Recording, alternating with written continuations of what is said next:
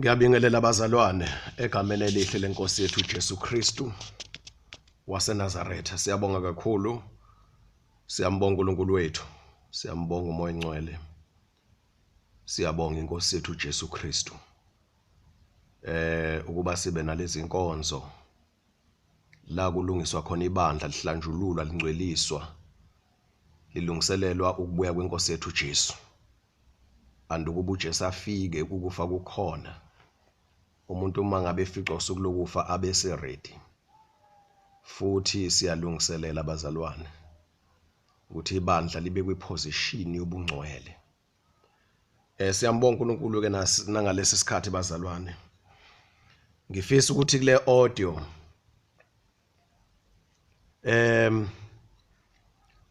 siphendule umbuzo noma iconcern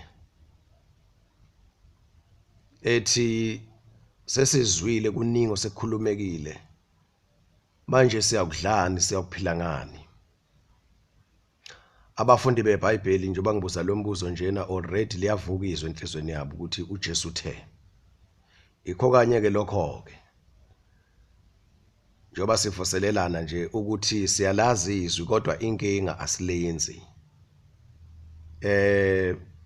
Silifundile iBhayibheli sekwesikhathi manje sokuthi siliphile lingabi sengqondweni kodwa siliphile libe practical. So ke sizobheka lento ethi izethembiso ziningi ezwini likaNkulunkulu.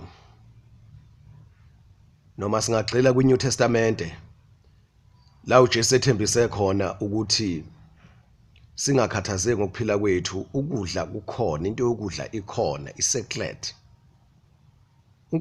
uNkulunkulu ubaba wethu bazalwane wazi ngaphezulu kwethu.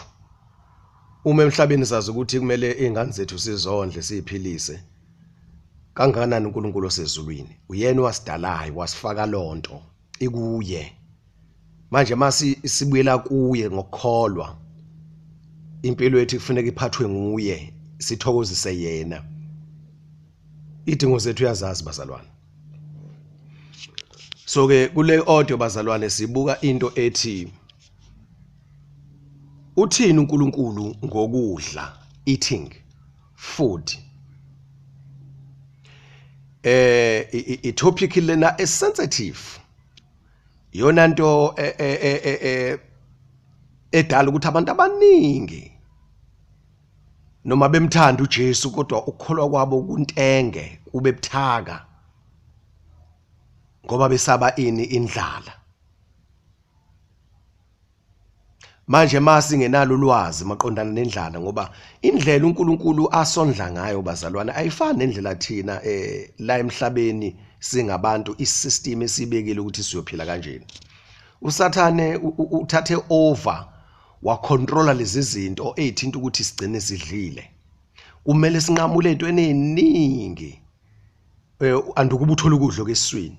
Kumele uqala ukhothame koNkulunkulu abaningi sathana kabamisile anduba ufike ekutheni udle. Manje uJesu bese uzile wazosenzela impilo ibelula ukuthi sikholo baba wethu osezweni, sikholo uNkulunkulu, sikholo izwi kaNkulunkulu, sikholo uMoya Ongcwele. Then uNkulunkulu uzojamba zonke lezi stage lezi noma lama steps lawa alandelwa anduba uthola ukudla. uNkulunkulu akunikeze ngqo isidingo. God is able to do that. Ungumnini mandla onke ukuthi simkholwe sazi siqonde ukuthi ubaba wethu lona. Manje sifuna ukulandela iphethini standard salelizwe. Kanti amaRoma chapter 12 athi ningalingisi lelizwe. Manje sifuna ukulandela lelizwe bazalwane. Yabona?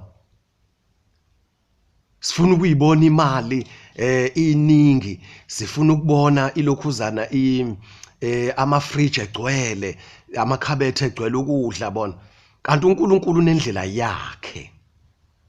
So ke isystem yalelizwe isishayile bazalwane ngoba isenze sahamba ngokubona hayi ngokukholwa. Ithe inkosi uJesu manikhuleka nothi usiphe isinkwa sethu semihla ngemihla. Yabona? Igama elithi sinkwa li represent ukudla as a whole. actually idingo zonke eqondene nokufeed isisu uyadla uphuze. Yabona? Sizofunda amavesi ke bazalwane ukuthi siphendule ngawo. Inhloso ukuqinisana bazalwane ukuthi singakhathazeki indaba yokudla. I-issue yokudla it is sacred. Yabona? Kuqediwe ngayo. It is covered. Okwethu ukukholwa bazalwane. Sithokozisa uNkulunkulu ngempilo yethu sihlukanisele yena sihambe siphila ubungcwele. Simkhole uNkulunkulu. Inyama iyalwa. Ngikhuluma into engiyaziyo bazalwane, iyalwa inyama. Ayikho imali, akukho ukudla uboni lutho kumele kudliwe. Isiso siyakhala. Kodwa noma kunjalo singaxabani noNkulunkulu. Uhlala ulinde uzumbona uNkulunkulu evela. Umbona uNkulunkulu uNkulunkulu eprovider. Futhi ungasho ukuthi ngiyophila lempilo kuze kube nini.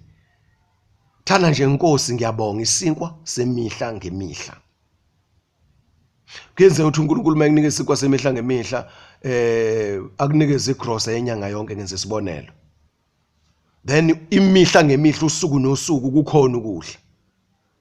Kodwa kuyenza futhi uNkulunkulu akunikeze igrosa yenyanga yonke akunikeze igrosa yosuku upheke ngalolu suku uqede. Kumele ulindele yena futhi ngosuku olandelayo. Kodwa ke egcineni kwakho konke uNkulunkulu uyasiprovide. Kwesisikhathi ngeNkulunkulu akunikeze ukuthi ukudla kuphekwe nguwe. Uzofela kuhambisa uhambo then umuntu othile noma la ufika khona wafike bakuphakela udla usuthe. Ususitholile isinkwa semihla ngemihla. Usukutholile ukudla kosuku. Bazalwane, khona lapha abafundi bakaJesu abathi khona Nkosi Jesu yandisa ukukholwa kwethu. Umthandazo esijwayele ukuthandaza lona nkosikazi wami ukuthi Nkosi yandisa ukukholwa kwethu. Uma sukwandisile Nkosi kufike ekutheni kugcwale kuphelele sikholwe. Ngokuka Luka chapter 22 verse 29 no verse 30. Nanjengokuba ubaba engimisele umbuso nami nginimisele wona ukuba nidle niphuze etafuleni lami embusweni wami niyakuhlala ezihlalweni zobukhosi nahlulele izizwe eziyishumi zakwaIsrayeli. Leli gama ukuthi nahlulele kusho ukuthi uJesu mayikhuluma nabapostoli lana abawu12 uthi niyoba ngabaholi, you'll be leaders. Then nina ngomyalo wami nawugcina nisesemhlabeni omdala wesono. Izwi likaNkulunkulu, imiyalo kaNkulunkulu ikini. Niyobe niqondisa, nihlulela, nijaja, nibusa, nileader ngemiyalo yami.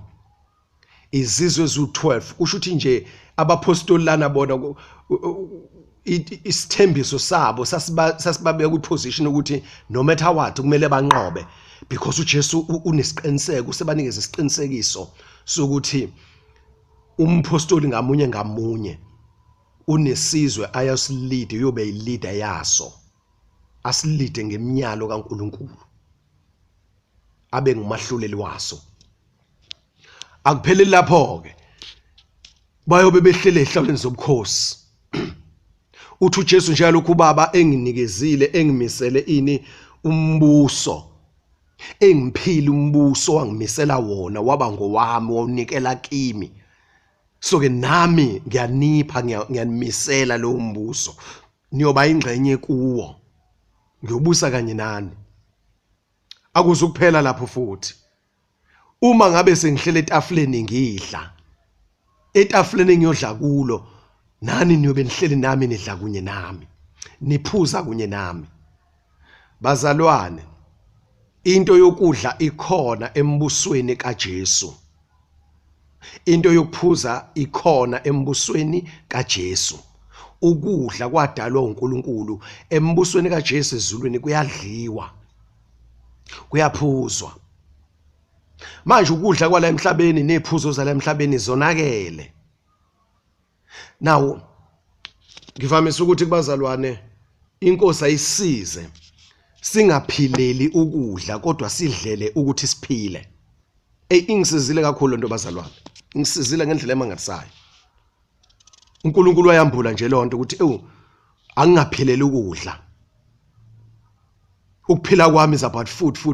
No, it shouldn't be like that. Kodwa Nkosi angidlela ukuthi ngiphile, ukuthi ngithola amandla, ngikwazi ukuphila, ngikwazi ukuhamba, ngikwazi ukusurvive. Ngidlela ukuthi ngiphile, angiphileli ukuthi angiphileli ukudla, angisona isigqila sokudla, kodwa ngidlela ukuthi ngiphile. Yabona mase kufika ikhathi sekunzima nanathi no. Bekhona ivoice ekhuluma ukuthi awuphileli ukudla, udlela ukuthi uphile. Nami ngiyayikhumbuza futhi ngithi awuphileli wena ukudla, udlela ukuthi uphile.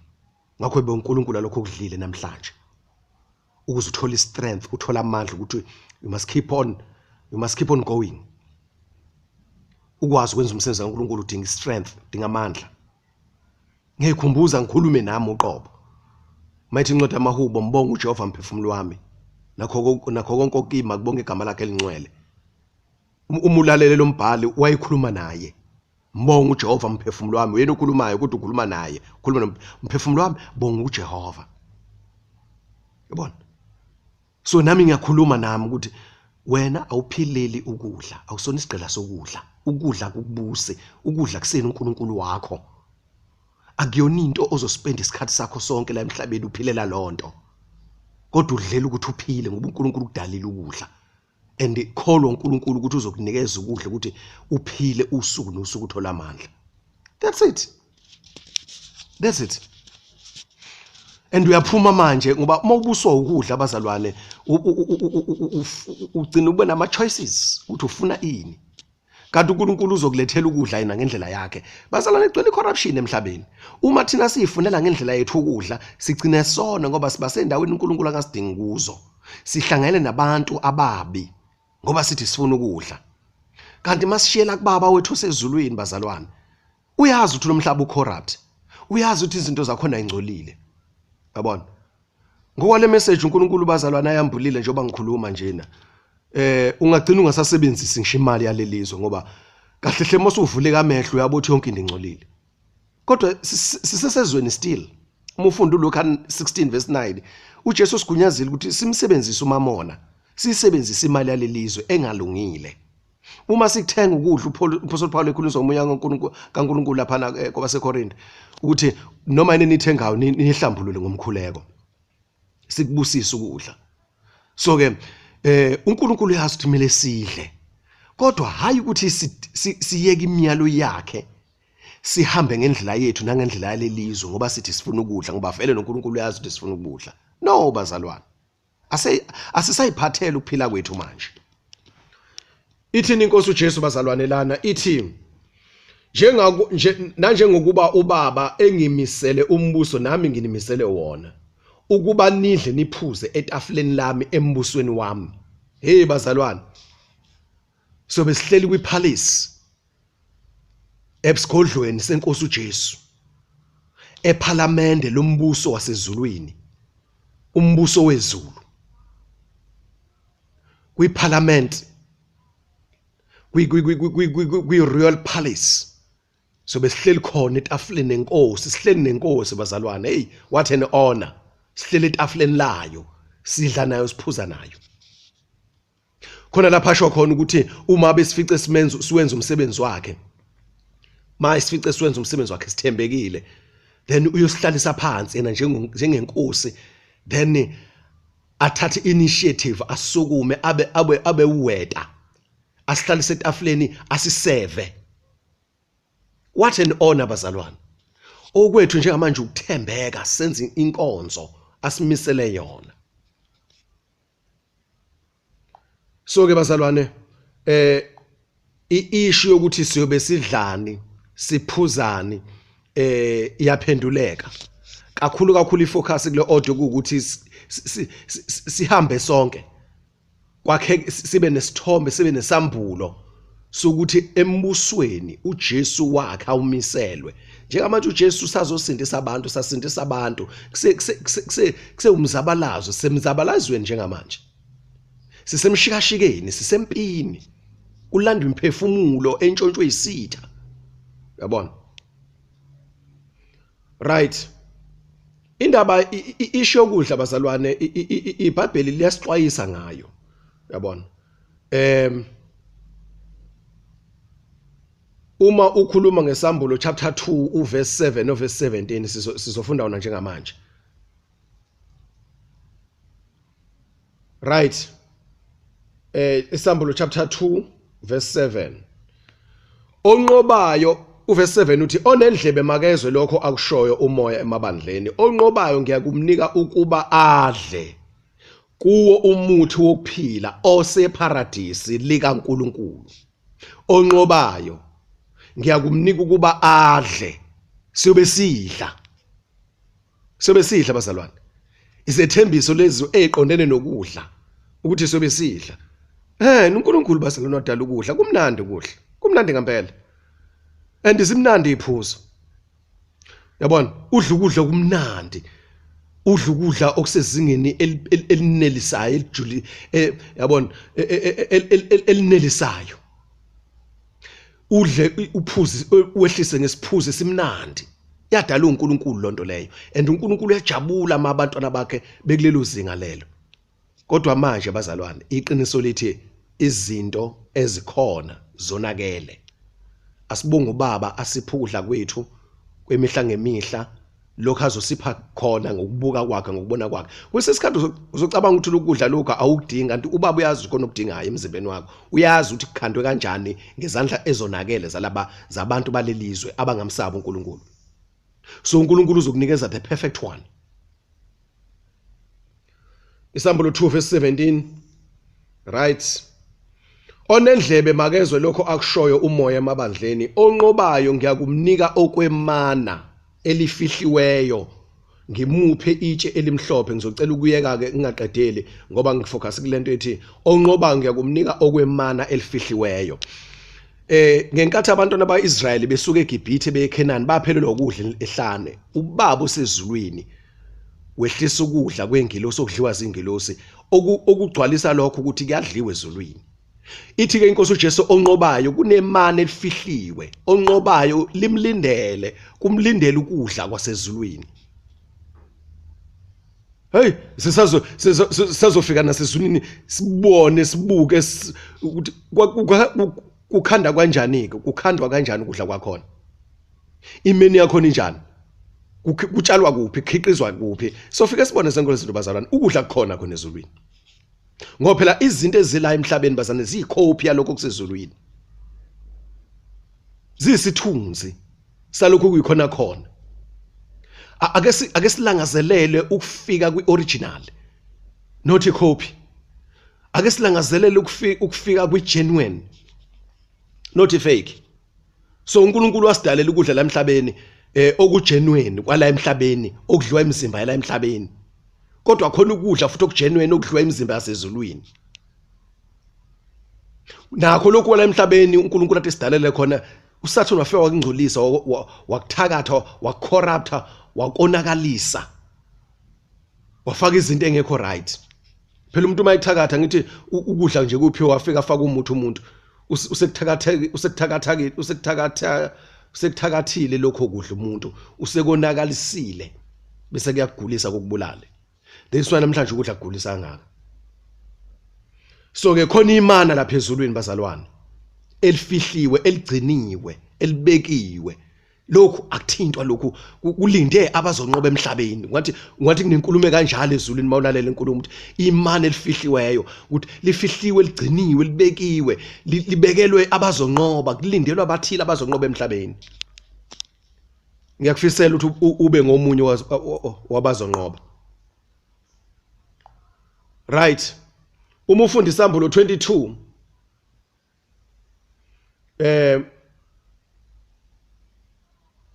uverse 2 phakathi kwesitaladi sawo nomfula emaceleni omabili kukhona umuthi wokuphila uthela izithelo eziyishumi uthela izithelo zawo izinyanga ngezinyanga namaqabunga omuthi angawokuphulukisa izizwe. Uzwile?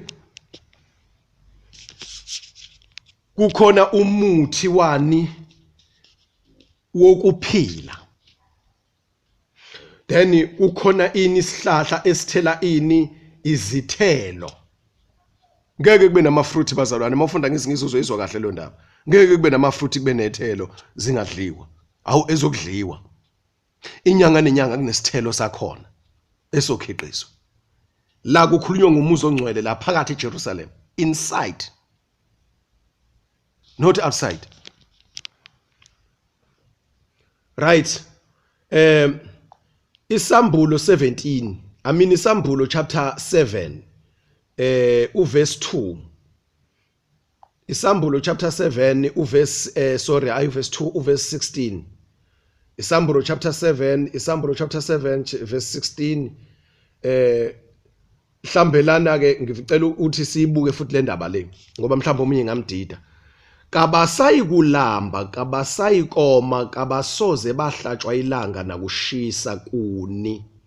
Ngokuba iwudlu elingaphakathi nesihlalo sobukhosi liyakubelusa libaholele emithonjeni yamanzi okuphila. NoNkulunkulu uyakwesula izinyembezi zonke emehlweni abo, right? Kabasayikulamba, kabasayikoma, kabasoze bahlatshwa ilanga nakushisa kuni, right? Lesi statement esithi kabasayikulamba, kabasayikoma, ngenxa ukuthi sesiwazile amanye amazwi ukuthi kuzobe kudliwa lezulwini, asisho ukuthi kusho ukuthi lapha indlala yikho, akulanjwa nhlobo ukuthi angilambi,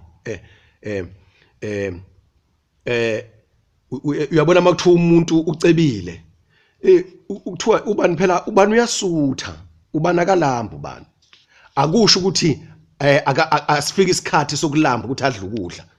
Yabona isisu sakhe kufika isikhathi sibe nesidingo sokuthi adle, kodwa akakusweli ukudla, akalambi, yabona, akesweli, uyasutha ngesikhathi asidinga ngakho ukudla uyakuthola, and udla ukudla okwanele, udla ukudla okuphilisayo, udla ukudla okusezingeni eliphezulu, yabona, adele, anele. So ke akasalambi, akasomi, not in a sense yokuthi ukudinga ukudla, yabona, isidingo sokudla isisu ukuthi siyafike lokulamba sobe sesivalekile, no. So ke bese maliqhubeka lapha lithi ke ngokuba iwundlu elingaphakathi nesihlalo sobukhosi liyakubelusa libaholele emthonjeni yamanzi okuphila, yabona. So ke siyadla lapha ezulwini bazalwane, then siyaphuza embusweni wenkosi yethu Jesu Kristu, right? Khona enye incwadi bazalwana, ngazi uma ngizokwazi ukuthi ngivule, ngicabanga ukuthi incwadi kaLuka lapha ethi khona uJesu idili selilungile kanje kuyobizwa abantu, wayenza umzekelo lapho, and lo mzekelo wayefanisa umbuso wezulu, yabona. So bese incwadi yesambulo laphana ngithi uchapter 19 ukuthi ke ubusisiwe omenyiwe esidlweni sani somshado. Ngicela ukuyivula lo ncwadi ngifunde kahle abazalwane egameni kaJesu. Then ke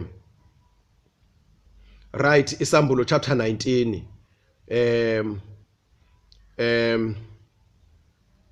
isambulo chapter 19 uverse bani kambe ila ilokhuzane kulo isisambulweni bazalwane, right?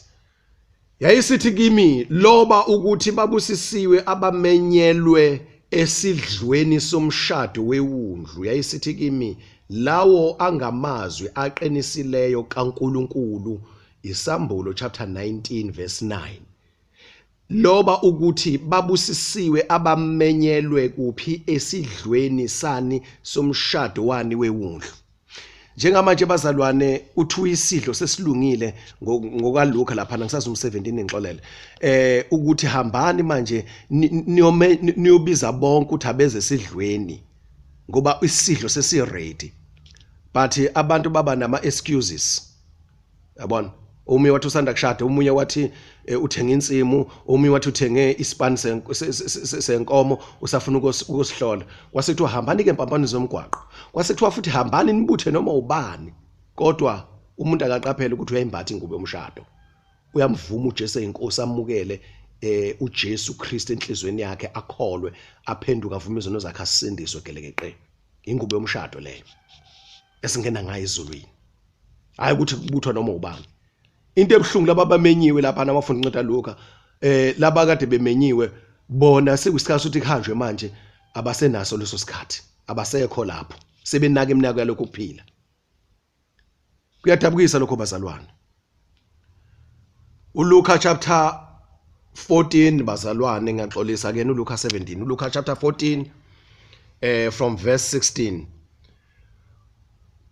Kepha wathi kuye umuntu othile wenza idili elikhulu wamema abaningi ngesikhathi sedili wathuma inceku yakhe ukuba isho kwabamenyiweyo ukuthi zanini ngokuba sekulungisiwe konke. Right, uqhubeke kuyifunde kushonele ezantsi abantu bayilandulela lapho. So egcineni laphana ke inkosi yathukuthela. Yabona esikhathi ithukuthela lapha no verse 24 ngokuba ngithi kini ayikho neyodwa yalawo madoda abemenyiwe eyakulizwa idili lami. Ngale isambulo 19 uverse 9 ukuthi babusisiwe abamenyelwe kuphi esidlweni somshado wewundlu. So ke isezulwini lapho bazalwane sembusweni kaJesu kunesidlo kunedili feast. Yabona isidlo esinokudla okuningi okwanele kuyobe kudliwa kujatshulwa. Right, izethembiso lesibazalwane zokuthi kuyadliwa kuyobe kudliwa ayisiduduze lento bazalwane. So ke umufunda uLuka 22 uverse 30. uLuka 22 verse 30 uthi right verse 30. Asiqale kuverse 29. Nanje ngokuba ubaba engimisele umbuso nami nginimisele wona ukuba nidle niphuze bese silifundele lo verse bazalwane. Yabo etafuleni lami sesithola nesithombe lapho ukuthi kunetafula lenkosi uJesu. Kuhlala etafuleni bazalwane angazi ke noma khona fork and knife ini. Siyodla etafuleni lenkosi. Bese ngikushilo lokho ngaphambilini. Right, uma ufunda ulokhuzana uMatthew chapter 6. Matthew chapter 6. uMatthew chapter 6.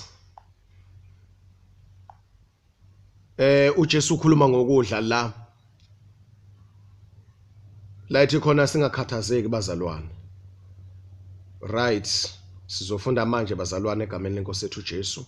Siphakamisa uJesu Kristu eyinkosi. Zinhle zimnandi izethembiso zenkosi ethu uJesu. Uverse 25, Matthew chapter 6 verse 25. Ngalokho ke ngithi kini ningakhathazeki ngokuphila kwenu ukuthi niyakudlani noma niyakuphuzani. Nakumzimba wenu ukuthi niyakwembathani. Ukuphila akukukhulu kunokudla nomzimba kunesambatho na. Usengocetha uqhubeka uyifundele lapho wehla ushone ezantsi. So uJesu lana uyayiseklisha iissue yani yokudla. Umyalo lona ukuthi ngalokho ke ngithi kini ningakhathazeki ngokuphila kwenu ukuthi niyakudlani noma niyakuphuzani nakumzimba wenu ukuthi niyakwembathani. Yabona uthi Jesu lapha na kuverse bani 32 ngokuba konke lokhu abezizwe baya kufunisisa ingane uyihlo wasezulwini uyazi ukuthi niyakudinga konke lokhu. Uyihlo wenu wasezulwini uyazi ukuthi niyakudinga konke lokhu. Babo sidalile bazalwane waphinde wasenzela umusa sesonile sizoni sifanele ukulahlwa andingekho into esingayikhokha ukuthi sibuyele eNkulunkulu ngendlela esone ngayo. Wasenzela umusa sasindiswa. Uyazi ubaba wethu ukuthi siyakudinga lokhu. Asishisekele ukwenza intando yakhe. Uverse 33 uthi kodwa funani ukuqala umbuso kaNkulunkulu nokulunga kwakhe. Khona konke lokhu kuyakwenezelwa nina. Hayi ukuthi nihambe senengane zenu zekoleni nemsebenzini niyosebenza nifune yonke lento lena. No. Lezinto they shall be added ziyakwenezelwa ngenkathi nina nibhizi nifuna umbuso, then uNkulunkulu uyazi ukuthi niyakudinga lokhu, uyaku-eda, uyakuletha, kuyangezelwa kini.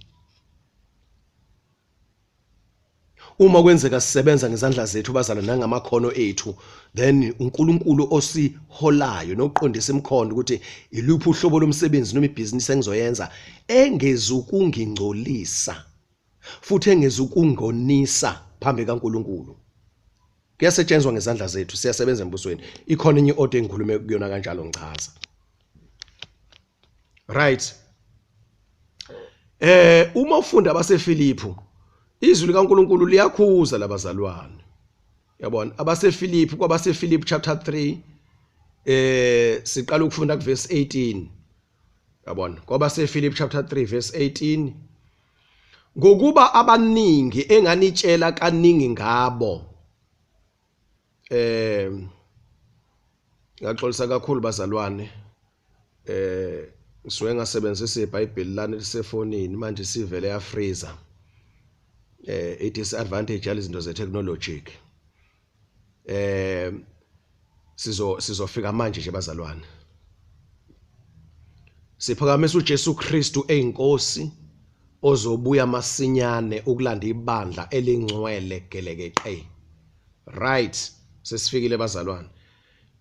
Ngokuba abaningi enganitshela kaningi ngabo namanje nginitshela nangezinyembezi, bahamba beyizitha zesiphambano sikaKristu. Abakuphela kwabo kungubhujiswa. AbaNkulunkulu wabo isisu nodumo lwabo lusehlazweni labo, abangabanaka okomhlaba. Abakuphela kwabo yini bazalwane? Ukubhujiswa. Bangabanaka okwani? Okomhlaba. uNkulunkulu wabo yini? Isisu. Baphilela nje bona isisu. Ngale kuMateyu lasivela khona chapter 6 ithi inkosi lapha uverse 32 uthi abezizwe bayakufunisisa lokhu. Into uma uchitha isikhathi sakho kuyo uyifunisisa, awukwazi ucabanga enye into ngaphandle kwaleyo, kusho ukuthi siuNkulunkulu kuwe. Manje uthi umphuzo uPaul lana uthi ubakhuzile abazalwane, wabatshela abazalwane, hayi bazalwane, ngiyabanxusela laba bantu ngoba uNkulunkulu wabo sebethatha uNkulunkulu wabo bathatha isisu. Khona ivesi elithi ukudla kwesisu nesisu sokudla kokubili uNkulunkulu uzokubhubhisa. Uthi la umphuzo uPaul abakuphela kwabo ngokubhujiswa, abankulunkulwana wabo isisu nodumo lwabo lusehlazweni lwabo, abangabanaka okomhlaba. Uverse 20, kepha thina singabombuso wasezulwini lapho futhi silindela khona ukuba kuvele umsindisi inkosi uJesu Kristu, oyakuguqula isimo somzimba wethu wokuthotshiswa ufane nomzimba wakhe wenkazimulo ngamandla azihlelela ngawo konke ngaphansi kwakhe. Embusweni kaJesu kuyadliwa, singabuswa ukudla kwenyama, ukudla kwesisu. Kuthiwa sifuna umbuso kaNkulunkulu. Right, ake sibuka amaHebheru chapter 12 uverse 16. Noma siqala ukufunda kuverse 15. Niqaphelisise kungabikho osilelayo emseni kaNkulunkulu. Kukhulunywa nabazalwane nje labasindisiwe lana. Ikhona lento uthi ususindisiwe usilele emseni kaNkulunkulu. Funa kumile impande imbe ebabayo inixobise, kungcoliswe abaningi yiyo. Verse 16. Kungabikho oyisifebe noma odumazayo njengo-Esawu. Kungabibikho umuntu ozodumaza njengo-Esawu, owathengisa ubuzibulo bakhe ngesidlo sinye nje. Bazalwane, singathengisi ubuzibulo bethu. uJesu senzele umusa, wasifela esiphambanweni, uNkulunkulu wamvusa obafileyo, sasindiswa, sakholwa. For the fact ukuthi nje unento ukuthi ngiyamkholwa uJesu, ngiyamthanda uJesu, and kunezinto uNkulunkulu agcine kuzo wangazenza ngoba egameni ukuthi ungumntwana kaNkulunkulu. Umusa lo bazalwane, ingabikho into ezosingcolisa. Uthothi manje sihlushwa ukuthi ngizodlani nalento ukuthi sibe choose ukuthi angithandi ukuthi ngithanda ukuthi bazalwane. Asibonge uNkulunkulu bazana ngalokho asipha khona. Sibe siqonda ukuthi silindelo idili elikhulu ngalamavesi esesiwafundile uLuka 14 nesambulo lokhuzana 19. Silindelo idili elikhulu ezulwini. Kunesihle sibekelwe sona esiyodla kuso. Singalingisi kuizawu bazalwane. Yabona ngasidlo sinye nje wadayisa ngobuzibulo bakhe wayengayiunderstand lento yobuzibulo uthisha ukuthini kuye. Ake si-understand ukuthi isho ukuthini lento ukuthi senzelwe umusa sasindiswa. Sabizwa ngendlalifazi ezulu, sabizwa ngamadodana kaNkulunkulu, sabizwa ngabantwana bakaNkulunkulu, sabizwa ngamakhosi amancane, the rulers, sabizwa ngababusi ababusa kanye nenkosi uJesu. Siyohlala esihlanu sobukhosi. Ake si-understand lento bazalwane ukuthi isho ukuthini. Inkulu lento bazalwane uNkulunkulu asenzele yona. Singalahlekelwa yiyo ngenxa nje yesidlo. Kunabantu namhlanje bayayisola ngoba babelambile umuntu edinga ukudla efuna ukudla. Kwabiza uthi aqome. Wakhishwa isoko, wakhishwa indoda yamdlisa endaweni ephezulu. Emva lokho indoda yayisicela ucansi wagcina enqabile ehlulekile ukunqaba. Emva lokho eseqedela locansi lo wayisola impilo yakhe yonke. Agcina ngalapho wasala nesisu, wasala nezifo. But noma kunjalo uJesu lapha zonke izifo. uJesu uthethelela zonke izono. Uma ukuthi udlule kuleso simo leso, cela uJesu akuthethelele, ukholwe, impilo yakhe ingashintsha. Bese udela konke kwalelizwe. Ungabi uNkulunkulu wakho isisu, kodwa uNkulunkulu wakho kube uNkulunkulu Baba wethu osezulwini. Right. Uverse 17 ngokuba alright asiqede lapha kungabikho oyisifebe noma odumazayo njengoIzawu owathengisa ubuzibulo bakhe ngesidlo sinye nje ngokuba siyazi ukuthi nokuba ngasemumva ethanda ukudla ifa lesibusiso waliwa. He was rejected ngokuba akalitholanga ithuba lokuphenduka noma ekufunisisa ngezinyembezi. It was over. He was finished. uJakobe wayazi ivalue yobuzibulo, firstborn. uJakobe wapheka ukudla kwesisu wakuthatha wakunikeza uIzawu, yena wafuna ini ubuzibulo, wenze exchange. Wathatha ukudla wakunikeza uIzawu. Izawu ongayazi ivalue yobuzibulo, wathi uJakobe mina nginikezele lobo buzibulo. Awubazi ukuthi busho ukuthini. Thatha lokudla lokho. Bazalwane singavumi uSathane enze exchange ngoba uyayazi ivalue yobudodana, uyayazi ivalue yokuhlala ezulwini, uyayazi ivalue yokuba sekhaya ezulwini. Singavumi ukuthi enze exchange, asibambe ngokudla, asibambe ngesisu. Singavumi bazalwane. Singavumi. uSathane wafika kwaZulu inkosi uJesu uMatthew chapter 4 uJesu esezilini insuku ezingamashumi 40 days and 40 nights. Walamba uJesu. uSathane wathi iguqula lamatshe wenze isinkwa. Jesu akavumanga. Ithi inkosi kulotshiwe ukuthi umuntu akakuphila ngani ngesinkwa kuphela kodwa nangamazi onke avela kuNkulunkulu. Njengamanje bazalwane ilokho kufanele sinqobe ngakho. Ifocus yethu ayibisemazwini kaNkulunkulu, entandweni kaNkulunkulu, kwi perfect will kaNkulunkulu bazalwane. Emyalweni yenkosi ethu uJesu. Kungabi isisu. Sifuna umbuso kaNkulunkulu. Umbuso kaNkulunkulu uyipackage. Phethe yonke into. Masifuna wona abazalwane masike sawubamba, ngiyaqinisekisa. Ngeke libe khona ithuba, ibe khona ichance yokuthi unakane nesisu. Uyobonga uNkulunkulu thina namhlanje ngidlile inkosi ngiyabonga umnikeze udumo uNkulunkulu. Ungahambi manje ngokwazi kwabantu ukuthi makuthu udla kahle udla lokhu ngoba enye into uSathane abambe ngayo abantu leyo. Ipride yokuthi udla ini, udla kuziphi izitolo, udla inhloboni yokudla. Upheka kanjani wena? No bazalwane, iyonakele yonke lento, iyona into ekhulisa abantu kulesikhathi. And abantu abaningi bazalwane, uthe uMphostoli Paul lapha kwabaseFilipi okuphela kwabo ukubhujiswa. Baningi abantu abasindisiwe abazoyithola besebhujisweni bese kulahlwa kwaphakade esihogweni emlilweni. Umuntu uyabheka impilo yabi bi right ibe ne record and clean, iyodwa kuphela into abashayile ukudla isisu. Bebengadlela ukuphila, bebephilela ukudla. Bengadlela ukuphila kodwa bephilela khona ukudla. Abasaphilela uKristu Jesu. Abasaphilela intando kaNkulunkulu. Akusena uJesu Kristu ophila kubo. Kodwa all what they are concerned about is their food. is their stomach. Right, singabi njengo-Esau ke bazalwane, iwarning leyo sesivale egameni likaJesu, iwarning leyo ukuthi singabi njengo-Esau owadayisa ngozibulo bakhe. Singamazibulo bazalwane.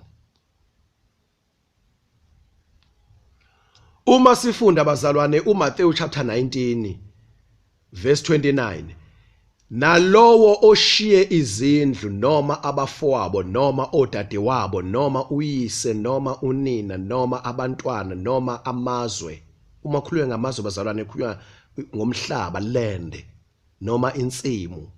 And ngalesi sikhathi uJesu ekhuluma lana uma ngabe unomhlaba, une property, une land, wawumuntu orich ngoba wakwazi ukulima, ukwazi ukufuya, so wawuphila. Kulezi insuku esiphila kuzona nathi uma uneplaza uyahlonishwa ngenxa ukuthi uyakwazi ukwenza into oyithandayo, utshala, ulima, ufuye laphana eplazini. And uma une property uyakwazi ukuthi iyabiza iproperty. So ke kodwa la uma uthi uJesu uma udela konke, even udela yonke, lithi incwadi Izenzo badayisa amaplaza abo, badayisa ama fields. Yabona? Owayenama plots noma enemhlaba noma enamaplaza awu3 4 awadayisa shiya yodwa. Bese bethatha imali beletha kubapostoli. Ofunda incwadi Izenzo kunjalo lapho ngithi Izenzo chapter 4. Right. Uthi ke uJesu noma amazwe lenze ngenxa yegama lami uyakwamukeliswa okuphindwe kaningi, adle ifa lokuphila okuphakade. Kepha abaningi abokuqala bayoba ngobugcina nabugcina babe ngobuqala. Ngikho ke lapho ngisekuthenini bazalwane, nalowo oshiye izindlu noma abafowabo noma odadewabo noma uyise noma unina. Imnandi into yemndeni bazalwane. Abaningi abazalwane bayawa sebethatha isinqumo sokuhamba nenkosi uJesu ngoba impilo iba tough. Bese bebheke emuva bakhumbula ukuthi abafowethu bami kahle kuyadliwa makuyinsuku ekanjena, kuyahlanganwa kubraywe, yabona, ahaha umuntu afuna ukubuyela emuva, agcine mayibuyela emuva afika compromise ngevangeli ngoba efuna ukuaccommodatewa. Kanti inkosi uJesu lana kuleli verse ithi kumele sidele konke. Sidele lezi zinto isensitive kakhulu bazalwane. Ufikela unqoma khona ukuthi uyadela umndeni, uyadela abazali, hayi ukuthi uyabadelela, hayi ukuthi uyabahlambalaza, hayi ukuthi ubabukela phansi, kodwa uyadela ukhetha umbuso wasezulwini ukuthi mawufa uhambe ezulwini, futhi makubuya uJesu elanda ibandla ungasali. Uma bengamdingi uJesu ophilayo abakini, kuyahlukana, indlela ziyahlukana. Basaqhubeka bahlabela amadlozi, benza imisebenzi, benza amaphathi, yabona, bayacelebrate ngendlela eziningi, yabona. Wena udla into ongayithandi ngaleyo mzuzu ngenxa ukuthi ulandela uJesu. No, qina mzalwane, qina. Ungabuswa isisu, ungahalela izinto zenyama, unganako kwasemhlabeni. uJesu uyasithembisa ke, kunesethembiso labazalwane, uthi ke odele zonke lezi zinto ezibhalwe ku verse 29 uMathewu chapter 19, lezi zinto ezibaliwe lapho, uthi ke uyakwamukeliswa okuphindwe kaningi, aphinde futhi adle ifa lokuphila okuphakade. Sesiyoduduzwa labazalwane, siyodla ini? Ifa. Siyodlifa, and lelifa elokuphila okuphakade. And igama elithi ukuphila okuphakade igama elipackage phakathi kulo. Kuyadliwa, kuyaphuzwa, kuyajatshulwa ezulwini forever.